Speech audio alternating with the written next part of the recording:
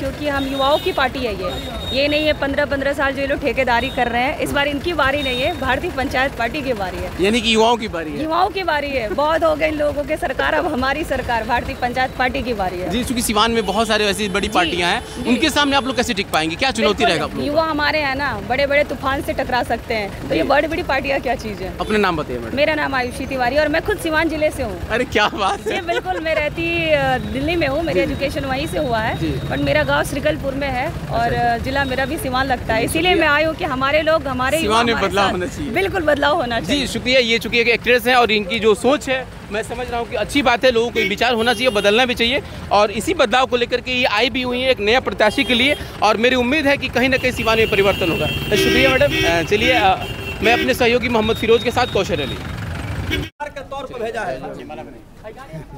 ये मुमताज बाबू, मुमताज आलम, क्या कहना चाहेंगे? एक नौजवान को आपने उम्मीदवार बनाया है बड़हरिया विधानसभा से। भारतीय पंचायत पार्टी एक युवाओं की, नौजवानों की पार्टी है और सच्चे लोगों की, अच्छे लोगों की पार्टी है। गांव किसान की पार्टी है, भारत के मजदूरों की पार्टी है। आज तक भारत में जिन लोगों के लिए कभी कोई भी सरकार बनी हो, कभी काम नहीं किया, उन लोगों की पार्टी है। 80% आबादी इस देश की, भारत की, गाँवों में निवास करती है, जो सच्चे ईमानदार जवान किसान रहते हैं। लेकिन उनकी आबादी के अनुपात में आज तक भी 3% से बजट 80% जनता को, जब स्टेट की गवर्नमेंट हो, भारत की गवर्नमेंट हो, सरकार ने कभी नहीं दिया, अनदेखी की है। महात्मा गांधी जी ने कहा था ग्राम स्वराज आएगा चंपारण की भूमि से, बिहार की भूमि से, लेकिन आज तक भारत के प्रधानमंत्री जो गांव गोद लिए थे वो गांव भी डेवलप नहीं किए हैं। देश में कहां से आएगा? तो क्या विकास के मुद्दा पर ही आप पूरा बिहार प्रदेश में आप अपने उम्मीदवारों को उतार रहे हैं? बिल्कुल, विकास के मुद्दे पे। और हम एक भारतीय पंचायत पार्टी का संकल्प है बिहार बाढ़ मुक्त, रोजगार युक्त। ये बिहार के लिए अभी स्पेशल आप लोग क्या दे सकते हैं, क्योंकि बड़ी बड़ी दिग्गज पार्टियां यहाँ पे हैं, जैसे बीजेपी हो गई, आरजेडी हो गई, जेडीयू हो गई। इस बीच में आप अपनी पार्टी को कहाँ स्थापित कर पाएंगे, इसके लिए क्या आपने अपना तय किया? हमारी पार्टी स्थापित है, गांव के लोगों की 80% किसान मजदूर की पार्टी है, ऑलरेडी स्थापित है। गांव के लोग अपने बुरे भले को समझ चुके हैं। देश के जो झूठे लोग हैं उनका गठबंधन है देश को लूटने के लिए। आज देश माइनस में जीडीपी है, पाकिस्तान से भी डाउन है। आज देश को लूट लिया गया है, इन गेन पर कारण बहुत बड़ा षड्यंत्र देश के साथ है। आज पापी पेट का सवाल है। ये बहुत मैनिफेस्टो क्या है सर? पार्टी का मैनिफेस्टो है गांव गरीब किसान, जो 80% जनता है उनका बजट 80% देश का गांव में आए। सर ये नहीं लगता है कि कहीं न कहीं हमेशा जो है कि बिहार को खास करके इस गरीबी के नाम पे ठगा जाता है? हमेशा बिहार को कहा जाता है हम विकास करेंगे, लेकिन नहीं हो पाता है। आप ऐसा क्या दिखलाएंगे तो कि लोग आपके ऊपर विश्वास कर सके? 15-15 साल की ठेकेदारी अब नहीं तुम्हारी बारी, अब गांव की सरकार आ रही। अब तो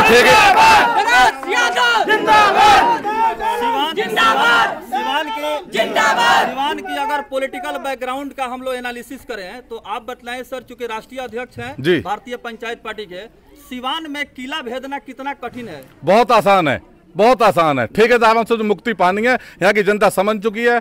ये आज जात पात की लड़ाई नहीं है, भेदभाव की लड़ाई नहीं है, ये सिर्फ अधिकार की लड़ाई है। मुमताज आलम को क्या आशीर्वाद देना चाहेंगे बड़हरिया? मुमताज आलम इस विधानसभा से जीत के विधानसभा में जाएंगे, यहाँ के युवाओं की आवाज होंगे, सिवान की आवाज होंगे, बिहार की आवाज होंगे और देश में दूसरे राज्यों में सरकार बनाने में सहयोग करेंगे। मुमताज आलम एक अच्छी छवि के, कितनी सीट पे सर आपकी पार्टी? मुमताज आलम एक अच्छी छवि के नौजवान साथी हैं, बहुत संकल्पित हैं। इस क्षेत्र की जनता का सारा सपना पूरा होगा। बिहार बाढ़ मुक्त, रोजगार युक्त, ये मुमताज आलम के नेतृत्व में क्षेत्र में किया जाएगा। आपकी पार्टी लड़ रही है? लगभग 200 से ज्यादा सीटों पर लड़ रही है। बहुत सारे सीटिंग एमएलए, एक्स-एमपी पार्टी में हैं, बहुत सारे ब्यूरोक्रेट हैं। इस पार्टी का जो संविधान बनाया गया है वो भारत के सबसे ईमानदार, जो ये अपना पूलिंग पे कब्जा करते थे लोग, उसको खत्म करने वाले टीएन शेषन जी के द्वारा इस पार्टी का संविधान बनाया गया। भारत के बहुत बुद्धिजीवी, DGP, IPS, IAS, high court, supreme court के जस्टिस पार्टी के कोर कमेटी में है। ये पार्टी छोटी पार्टी नहीं है, राष्ट्रीय पार्टी है। 5 राज्यों में देशद्रोहियों को रोकने से सरकार रोकी है, सरकार नहीं बनने दी।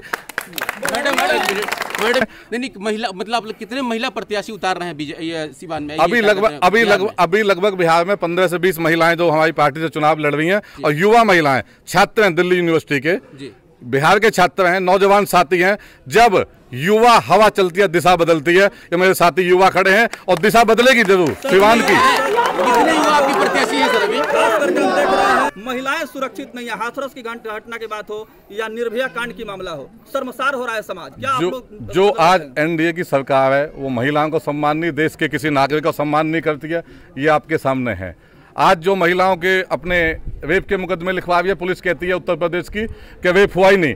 मुजफ्फरपुर का जो कांड है आपके सामने, उसको जांच अच्छे से नहीं हुई। महिलाओं का अपमान जो है किया है इसने नीतीश सरकार ने किया है, यूपी में योगी सरकार कर रही है। एनडीए सरकार बिल्कुल किसी का सम्मान नहीं करती है। ये देश के सामने आ चुका है। अपमान करती है, अपमान की सरकार है। अब हमारी जो भारतीय पंचायत पार्टी है, सम्मान की सरकार, युवाओं की सरकार, किसान की सरकार, श्रमिकों की सरकार बनाएगी। खास सवाल आपसे ये है कि अगर आपकी पार्टी के लोग अगर 5, 10, 20 विधायक जीत के आते हैं, अगर समर्थन की जरूरत पड़ेगी तो आप किस पार्टी को समर्थन कर सकते हैं? हम किसी पार्टी को समर्थन नहीं करेंगे। हमारी इतनी मेजोरिटी में सीटें आएंगी, ये लोग समर्थन जो देने वाले हैं हमारे पीछे खड़े होंगे। इनका लेंगे भी नहीं झूठे लोगों का।